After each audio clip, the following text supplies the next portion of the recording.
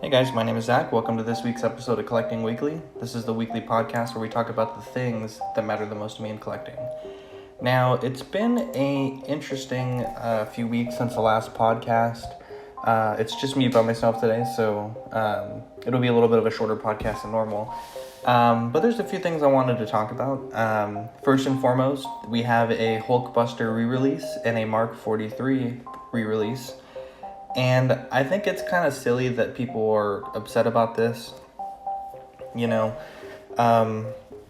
like to think of these as collectibles, but in reality, these figures are mass-produced, granted by high-end factories. And I don't think they're as collectible as people think they are. Sideshow Collectibles, for example, they do have figures that they haven't re-released, but they also have figures like the Endor Scout Trooper, the E-Web Blaster that they continue to re-release as the interest ebbs and flows. And they're just not as collectible, in terms of value as people think. Sure, every once in a while you'll find a Shore Trooper type figure that, releases to initial low pre-order numbers and then skyrockets in price, but that's not really the norm. Now, with the Hulkbuster re-release in particular, I don't really understand why people are so upset about it. If you're someone that missed the first Hulkbuster, the only way that you can buy this new Hulkbuster at quote-unquote retail price is by buying the deluxe version, which includes the jackhammer arm and the interchangeable parts in the Hulkbuster pod. The original one was $850, and so you're paying a premium to buy this. You don't have the option that you don't get to pay $850. And because of that, a lot of people are starting to sell their old Hulkbusters, which is kind of odd though, because they do have the accessories set where you can buy the parts separately. So if you're someone that bought into it, I guess you can say that they kind of ruined your investment. But if your grand scheme of things was to invest $850 into this toy and then try to reap some massive reward, I think that's a pretty terrible idea. There's way better investments for $850 than something like this, especially given how fragile these things can be. And I don't think that the outrage is really necessary. Case in point with the Iron Man Mk43, that figure, I believe it was pre-ordered in 2015 and released in 2016. Don't quote me on that, but that's where I'm going to use for my calculations. That's when I saw reviews of it, so let's just say 2015. And that retailed for $344.99, which, is a pretty expensive price. Now, if you were to calculate from 2015 to 2018 what $345 does with inflation, which if you're not sure exactly what inflation is, it's just each year, sometimes your money is able to buy less because the cost of things increases.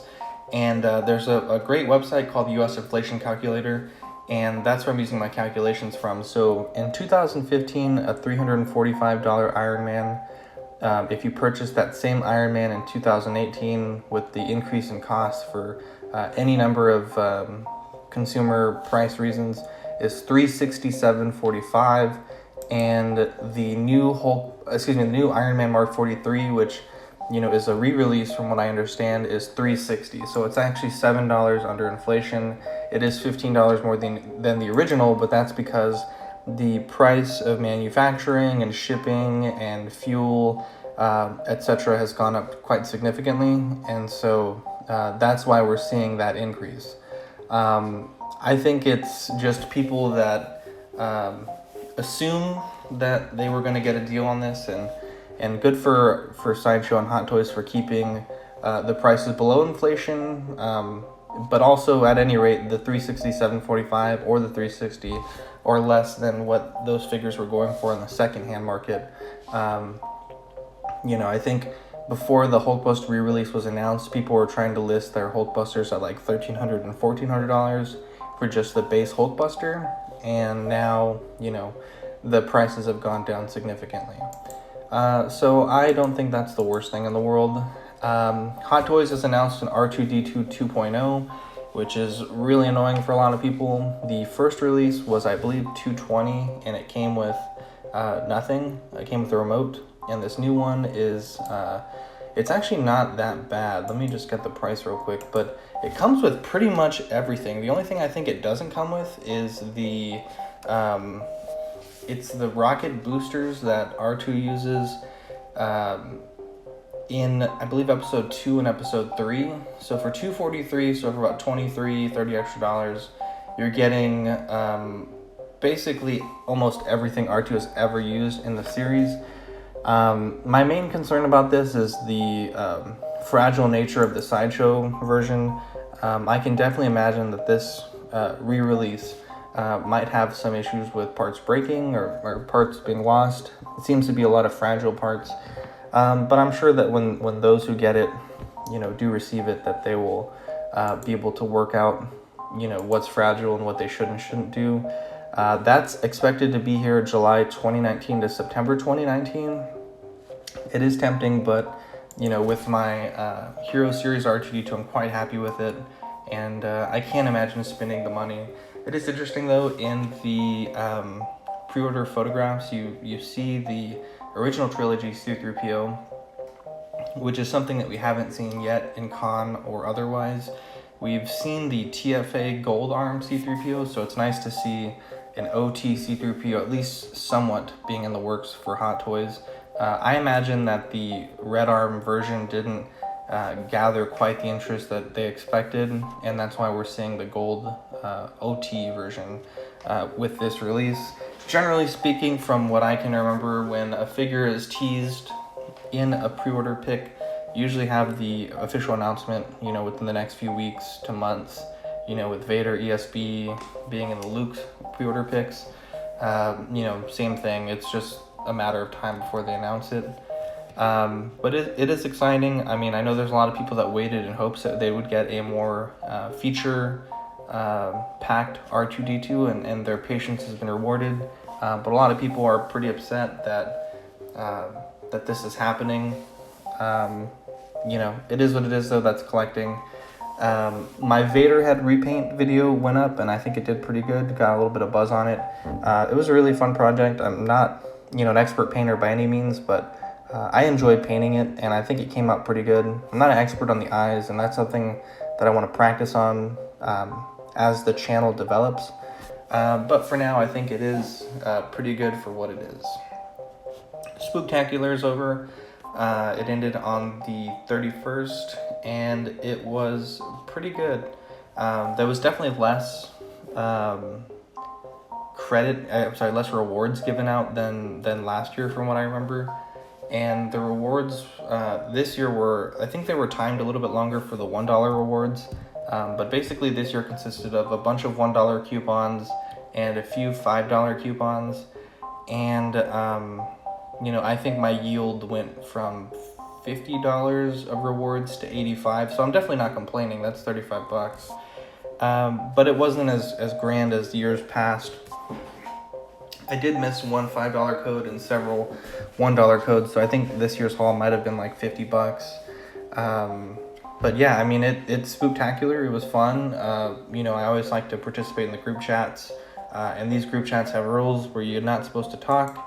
And of course, people talk, and it's hilarious. And we were memeing the shit out of them, and it was just beautiful. Me and Eric, Sydney, and Manny, and Cody were just memeing them and in our group chat, and it was hilarious. And we were posting them to Tashi, which is a Facebook group. And I'll probably do a best of spooktacular memes video on the channel, potentially. Excuse me. And we'll see. Worst case, I'll just post that to Tashi because I think not everyone will understand the memes. But yeah, so this week I've really gotten into collecting these past few weeks. Back in the beginning of the year, I really got into Pokemon collecting with like the minifigures, and I kind of got way too into it and bought a bunch of import figures and sold those because it was just too much money. But I'm getting back into it with cheaper figures. There's a new company that picked up the license from Takara Tomy called Wicked Cool Toys, and they are badass. I love them. They're like $5 or $8 for, a 2-pack. And, from what I've seen, they have a lot of cool figures in the pipeline. And from what I've purchased, the quality is pretty decent for what it is. But I'm getting into that line, and they have some figures that are coming out that they've, I don't know if they've announced it, but that they've shown at different, like they've shown photos of the packaging without the figures. And they got some cool things coming in the pipeline. They got a Gengar coming out, a Alolan Vulpix, and a Alolan Ninetales, which is pretty neat. I'd love to see an Alolan Raichu from them, but yeah, so it's fun. I'm trying to make some small dioramas for some of their figures, just to give them a little bit more displayability. But it's just a fun thing. Like, my daughter's at that age, and she kind of got me back into it because I was doing some organizing in my hobby closet, which, that's when you've made it. You got a hobby closet. And she had found some of my Pokemon toys, and she's 19 months old, and she was playing with them. And it was neat to see her playing with stuff that I used to like when I was a kid. And so we started watching the anime on Netflix. And then I was like, crap, the anime on Netflix is incomplete. It doesn't have the second part of the first season. So we bought that. And then I was like, well, let's buy the Orange Island Season 2 also. And we just got crazy into watching it. And so now me and my daughter watch it, every day. And, we're buying these figures, and she likes to play with them. It's just really neat, But speaking of buying those DVDs, I've been bamboozled again, America. It's really annoying. Oh my God, it's the worst. So basically, I buy most of the things that I buy on eBay. I have Prime, but a lot of times with like more niche stuff, like, Orange Island's Pokemon Season DVD, I don't really check Prime, and that's definitely my fault. But this year alone, there's been 4 or 5 instances where I'll buy something on Amazon, and it comes to me I'll buy something on eBay, and it comes to me in an Amazon package. And when I open up the package, there's always a gift receipt.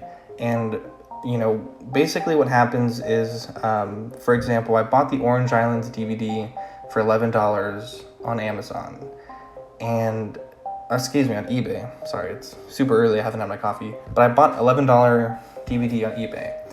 And they shipped it the same day, like almost immediately. And I got the tracking number. When I checked the tracking number, it was the Amazon fulfillment service. Check Amazon. Sure enough, it was $9.99 on Amazon. So I'm 99% sure this guy's using a bot, because the time that it was purchased versus the time that it was shipped was like minutes. And I know that only Amazon will work that fast. And I'm almost certain that that's not this guy's Amazon store. So that guy basically pocketed $2 and did no work. And it's so annoying. It doesn't happen often, and when it does, it's not really for that much money. But it's really annoying because, like, I pay for Prime, so I just felt like a total chump when I'm and it's coming today, so I know it's going to be an Amazon package. But I just feel like such a chump. I got bamboozled again. And, it's happened to me with a Poe figure. It was $5 on eBay, and I was wondering how it got so cheap, the 12-inch Poe figure. And, it came in, and it was Amazon, and it checked on Prime, and it was like $3.99 on Amazon Prime. So the gain is very little, so I don't feel that terrible about it. But still, I feel pretty stupid when it happens. Eric also hooked me up big time. I know we mentioned him earlier in the podcast. But he hooked me up with an actual 3D print from a guy named Matt Bartwell of Grand Admiral Thrawn's sidearm from Rebels. It's a very distinctive blaster, and for the longest time I was using Jyn Erso Deluxe's blaster, which is just a kind of like a narrow pistol with a large barrel, but it didn't look right. And so Eric was nice enough to buy me this cast, and he sent me 3 of them. And for what it is, I mean, it's a very phallic looking blaster. It kind of looks like a penis, but it's a very complicated 3D print, and it came out really good. I just did a little bit of sanding on it, a little bit of cleaning up with a razor blade and then just dremeled off just a little bit of flashing. And I'm really impressed. You know, I haven't worked with a lot of 3D printed stuff other than my ODST, but, you know, for what it is and for, you know, Eric going out of his way to buy it for me, I really like it. And it, you know, for me, I really felt like my Thrawn was really good, and this kind of just makes it pretty much perfect.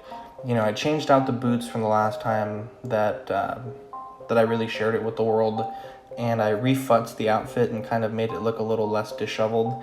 But it just looks crazy good with this blaster. It was really the final piece that this figure really needed was the blaster, and I am so happy. So Eric, you are the best. Thank you so much. I'm sorry that we talked about your bad luck without you last few weeks ago, but it's really great, and I'm really glad to have it. I'm also working on, speaking of Eric, working on some Christmas gifts. My buddies and I usually do a big Christmas gift exchange. I know we talked about it last week. So Manny and Eric's gifts are in progress. Still need to get something for my buddy Zack and something for my buddy Cody, since Dean's gift is already taken care of. But I will do some thinking out loud in another podcast, and we'll think about what to get them, you know, based on what they like. But yeah, that's pretty much it for this episode. It's been a little bit since we talked, and since it's just me, there's not too much to talk about. It is kind of hard to carry an hour-long podcast talking to yourself, but hopefully you learned something today. Like I said, I think the big things this week, you know, Hulkbuster, just people complaining and being idiots about it. Lots of re-releases, and you know, just catching up on some new things. Hopefully I'll be able to hunt down some of those new Wicked Cool Toys Pokemon figures between now and the next time we chat, and maybe I'll list some diorama tutorials on the channel. You guys have a great week, and I'll catch you later. Bye.